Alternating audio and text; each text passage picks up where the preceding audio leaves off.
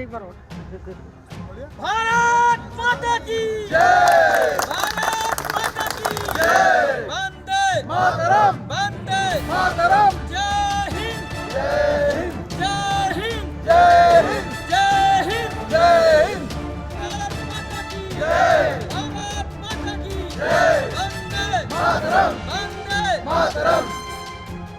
और सर एक बार और।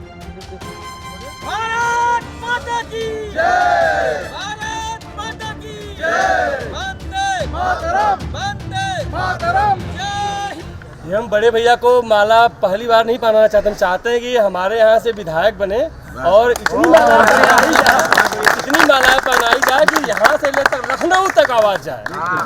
सच्चिदानंद भैया की जय।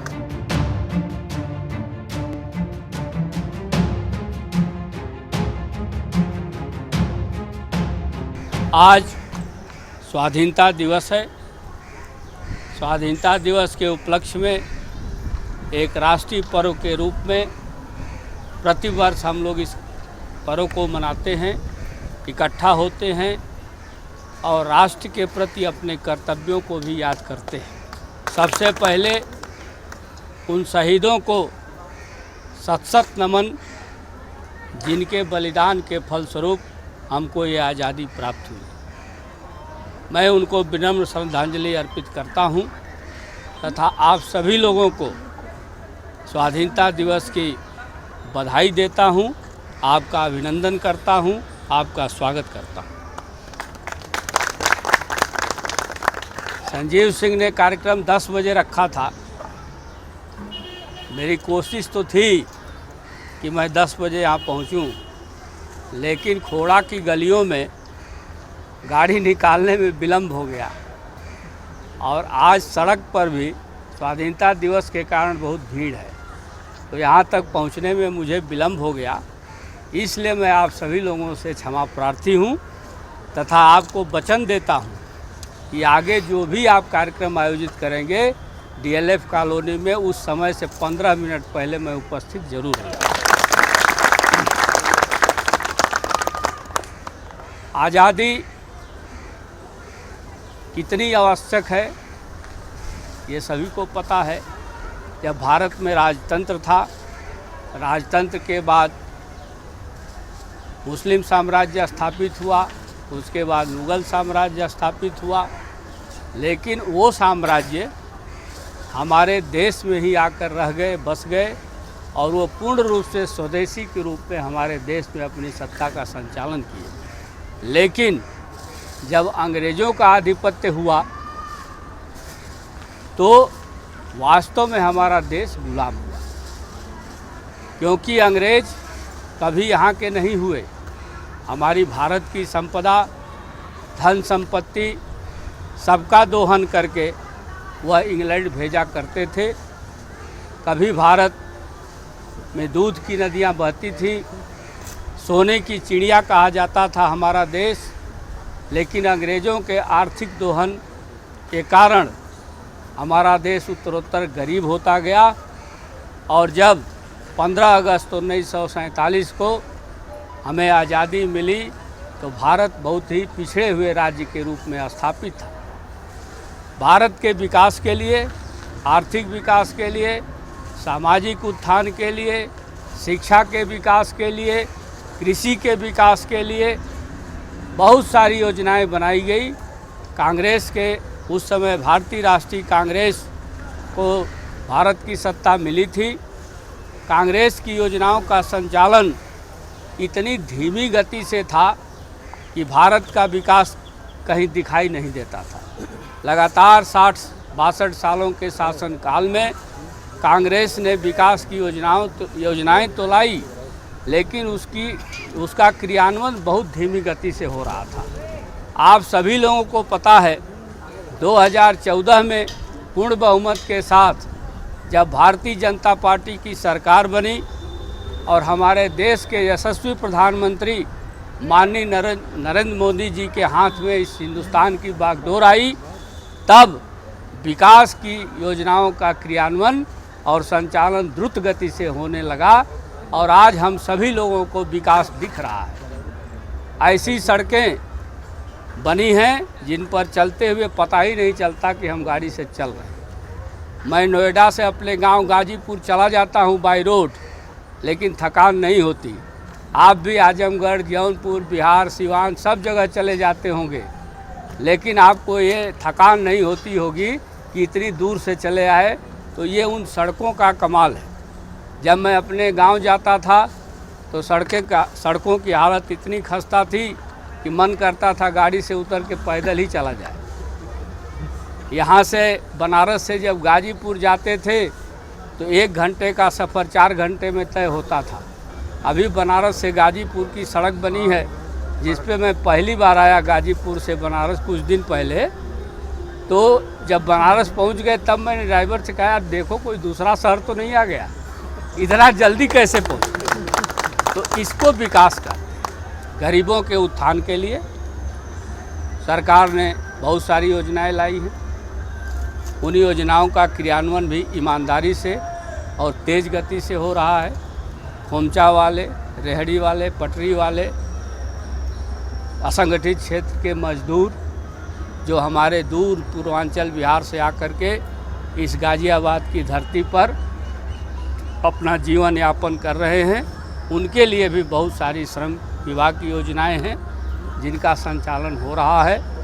मैं उसी विभाग का सुशासन और केंद्र राज्य शासकीय समन्वय विभाग का प्रदेश संयोजक बनाया गया हूं, जिसके क्रियान्वयन के साथ मुझे देखना भी है कि जो भी योजनाएं हैं उनका क्रियान्वयन हो रहा है कि नहीं।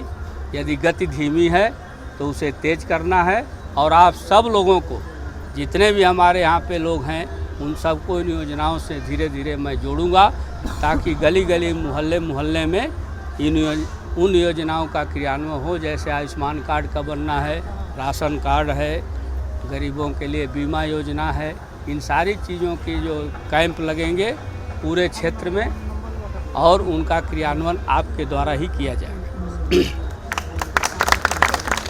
जब सेवानिवृत्ति के बाद मैं भारतीय जनता पार्टी ज्वाइन किया और इस पार्टी के प्रदेश और देश के शीर्ष पदाधिकारियों से मिला, तो मुझसे यही पूछा गया कि आप तो रहने वाले हैं गाजीपुर के, तो यहाँ गाज़ियाबाद में और ख़ासकर साहिबाबाद विधानसभा से क्यों अपना क्षेत्र बनाए हैं, चुनाव लड़ना चाहते हैं।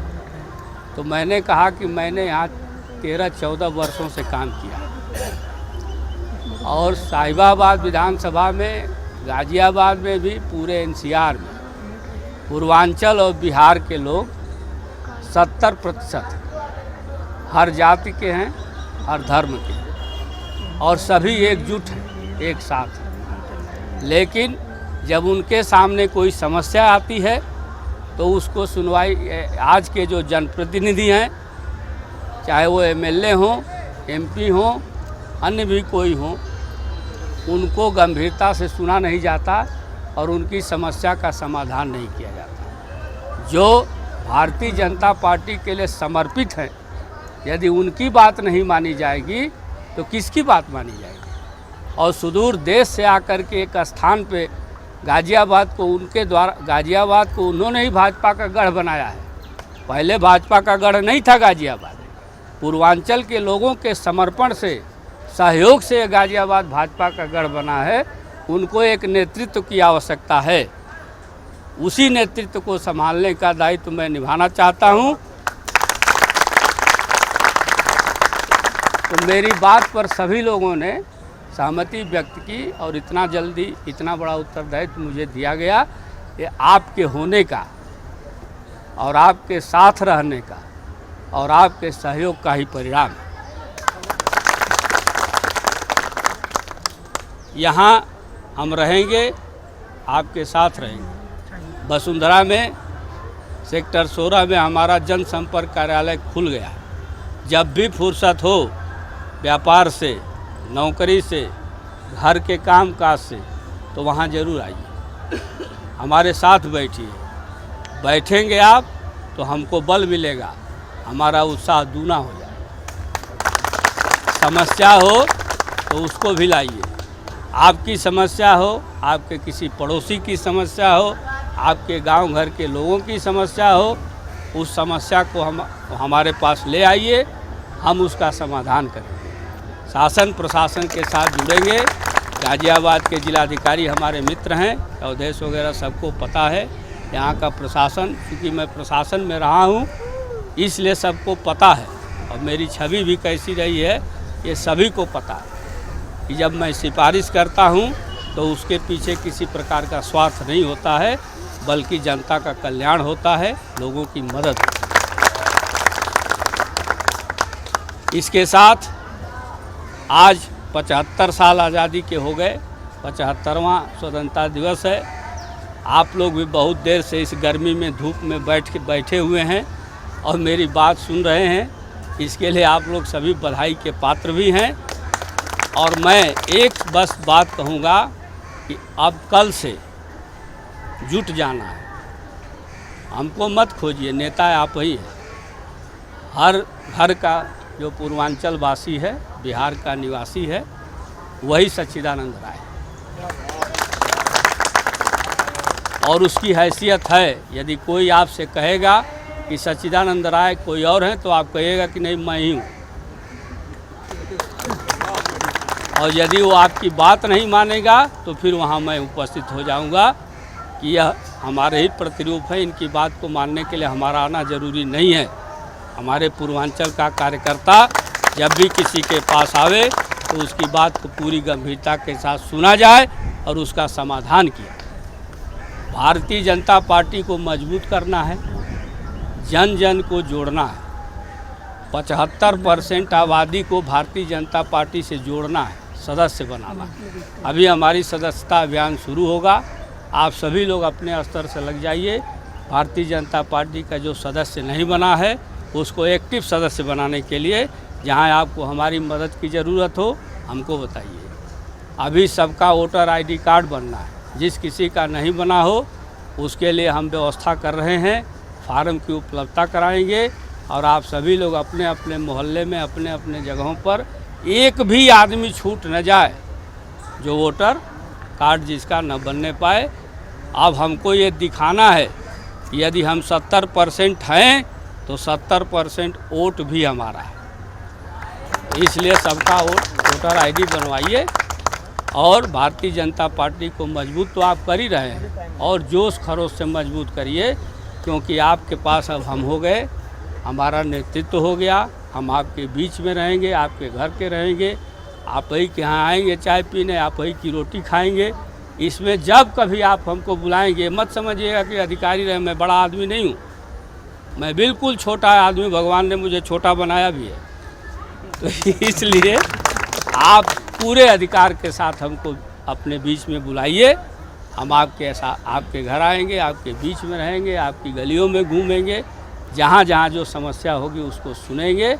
आप हमसे भी जुड़िए, हमारी पार्टी भारतीय जनता पार्टी से जुड़िए और देश की आबो हवा के लिए कमर कस लीजिए कि अब राजनीति में, पर्यावरण में, समाज में, सफाई में सब जगह हमारी भागीदारिता सुनिश्चित हो और हम ही दिखें।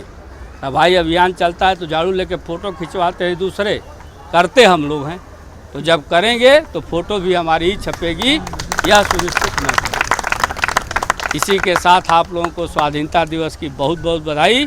जय हिंद, जय भारत।